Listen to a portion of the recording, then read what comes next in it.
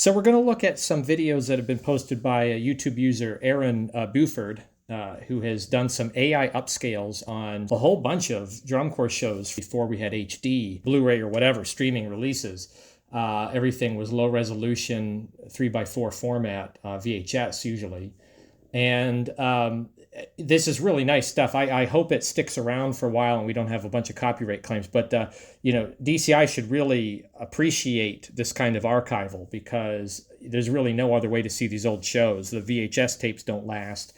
And I don't think they sell them necessarily. And certainly you can't watch this stuff on Flow. It doesn't have an archive quite like that that's that good. But anyway, I saw this. He had the Bluecoats 2001, which is my show, and I was able to go back and kind of evaluate it. So I'm going to look at this show. Hopefully you enjoy this trip down memory lane. Just a real quick history for me. I was in the Bluecoats in 2001. My experience with drum corps goes back to my time as a teenager in Western Pennsylvania.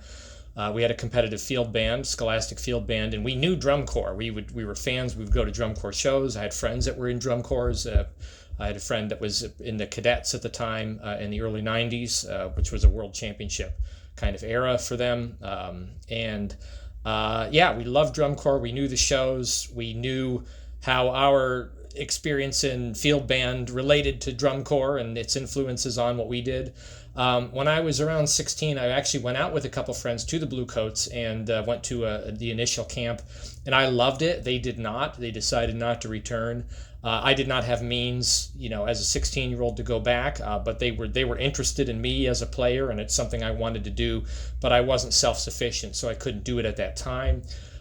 Later on in college, I took a friend. I wasn't ready to do drum corps. I was busy in the summertime and working and doing some other things. But I had a friend in the music studio in a school of music. I was a music ed major, a trumpet major, and I had a friend who was a tuba major in music ed. And I said, hey, you should go check this out. She'd never done field band in school, didn't know anything about drum corps, and had no marching experience. But I took her to a very late camp. I emailed the Bluecoats and said, hey, I'd love to bring a friend out there. I'm not interested, but I'll come play for the weekend if you have a hole. And they did have a hole. I sat in on mellophone and played that weekend. And my friend loved it, and they had a hole in the contra line. So she ended up marching in the Bluecoats. They took her right off of that audition. And then I circled back around the next year after, and I finally went out. I went right for the mellophone parts. It's what my experience had been in drum corps. In the interest of making the line that my chances would be the greatest and least competitive for me as a brass player and a music major to shoot for the mellophone line where it's not quite as cutthroat. And I got right in. By the second camp, which is when they start signing the vets, I was signed on right away with the vets that were there. So that was my entrance into drum corps. I'm what you call a rookout. So my rookie year actually playing in the group was my age out year. I was 21, 22 actually by the time the tour started. So I was 21 into the season and then turned 22. On the field from Canton, Ohio, to perform their 2001 program, Latin Sketches, please welcome the Bluecoats. So Latin Sketches was actually supposed to be a Lalo Schifrin show. I think the Red Cape Tango that you hear later on was always part of the program, but there was actually a whole bunch of other material that had been worked on in the winter season that was eventually thrown out. I never heard the reason for that. I assume it had to do with licensing, but it went to all of this Michael Dougherty music. Cantalabra Rumba, the piano piece here at the beginning.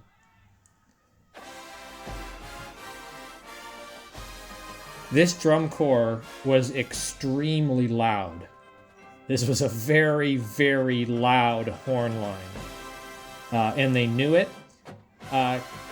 Coming up to this point in drum corps, on-field warm-up routine was standard. And coming into this season, this is kind of the first season where we may have been one of maybe the only one or just one of a few that eliminated that. And the idea, as I understood it from the design team at the time, was that we were so loud and that hit was so loud, they wanted that to be the first thing that was heard. So, you never needed to do the on-field warm-up. It was never a benefit. You'd just been warming up in the lots for 2 hours, plus whatever you did in the day prior. So you just didn't need to do that stuff. There I am in the back corner. You get one glimpse of me on the video. This move here, contrary motion, this do-si-do kind of stuff was becoming all the rage in drum corps at the time because of the Cavaliers. So a lot of drum corps started doing these box rotation, spinning do-si-do kind of things in their programs because that was popular. A little bit of form control issue there on the right side.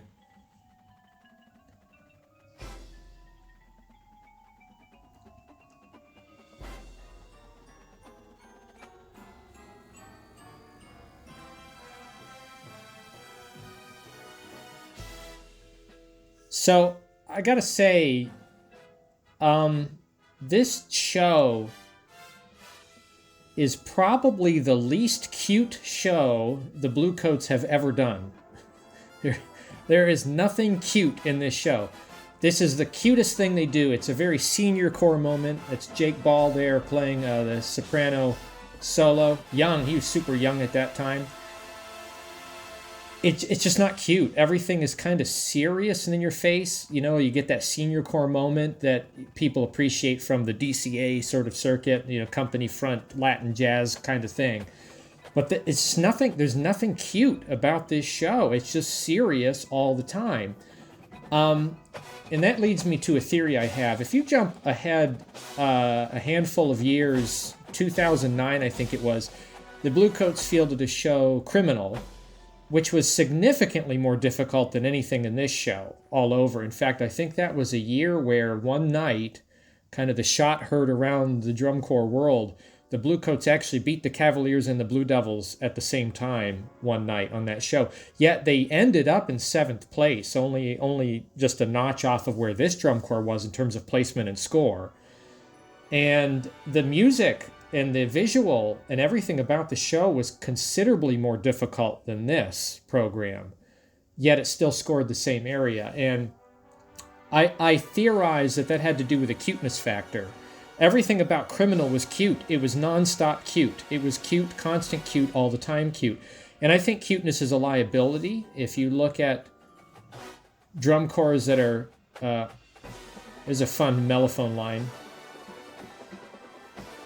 Fun doodly doodling around there. All the fun parts are in the mellophone parts. Really solid hits throughout the show. A lot of stabs. And we did really well with that kind of stuff.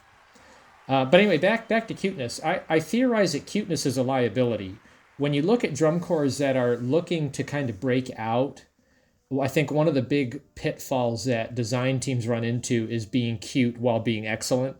And I think that too much cuteness, pervasive cuteness, I think works against excellence in terms of the general effect of the program. So I think it's good to do a cute thing, one or two cute things. Cute things are appreciated in terms of entertainment value.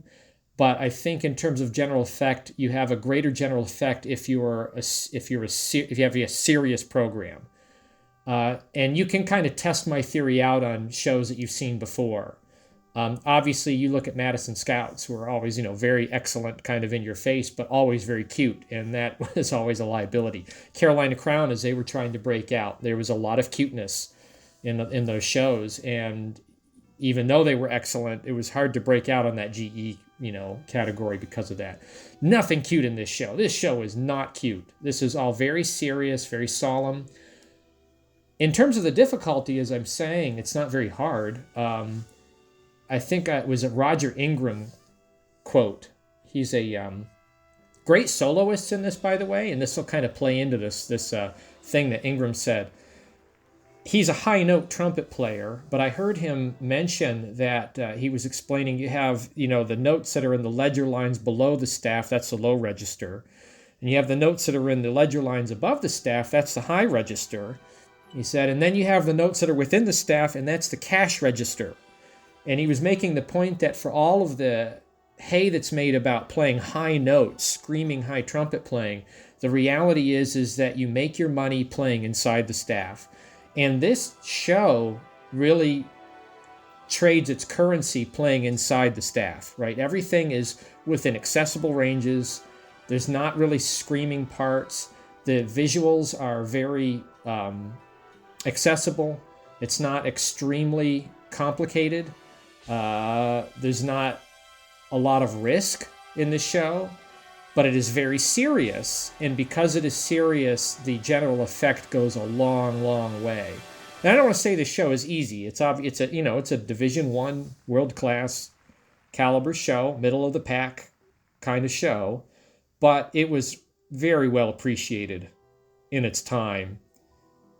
And we marched it well and played it well. I mean, really good form control here most of the time. A lot of good body movement stuff, big box rotations. There's another thing I noted about our show is a lot of the forms are kind of wide. I think if those forms were down tighter, if they were within 2 to 3 steps rather than 4 to 5 step intervals, probably would have had a better scoring outcome on the visual side for sure.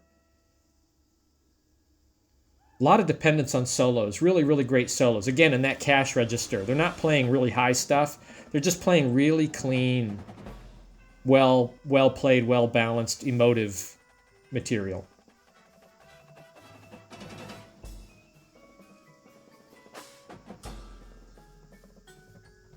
You don't see a lot of drops in the guard. It's just that the material is kind of right down the middle, right down the line.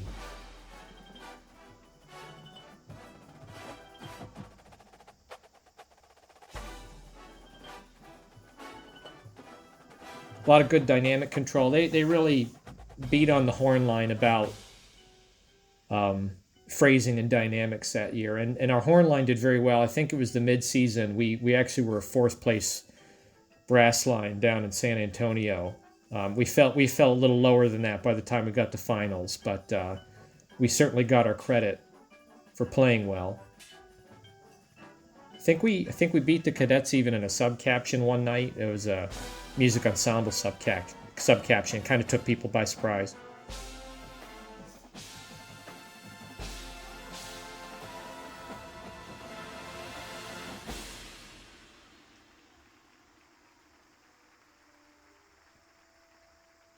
I mean, some of these tango foot moves are kind of cute, but it's played serious and it's consistent.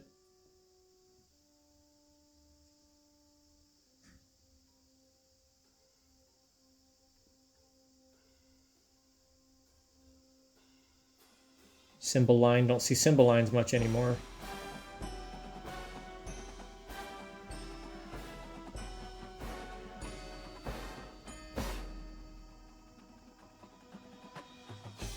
Again, big forms, and I think, again, if these were tighter forms, it probably would have had a greater scoring impact. But it was done well, done safe. No big risks.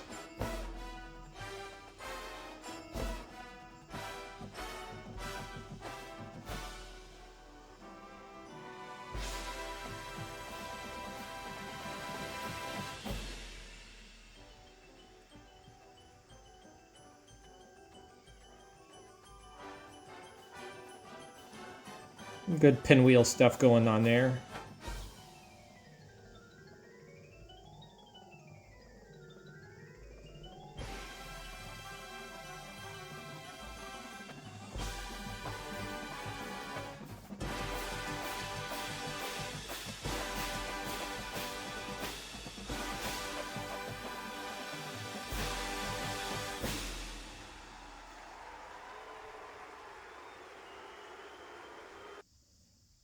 Some modest bluing there at the end. Yeah, so that's it. That was my experience in drum corps on the field, and I loved it. Loved every second of it. Hardest, like everyone that ever does this, is say it's the hardest thing they ever did. Really taxing on the body, a lot of work. But very rewarding. It's the kind of thing that you're glad that you did it, and when you're done, you're glad you don't have to do it tomorrow. So, yeah, really, really a lot of fun, and it's a nice trip down memory lane with these AI up converted videos. So very, very much appreciate that, and to get to watch all these other shows from that time period. And see them in much greater fidelity than we even could see them then on VHS. So anyway, thanks for sharing this time with me as I look back on my time, and hopefully you enjoyed this. Have a great day.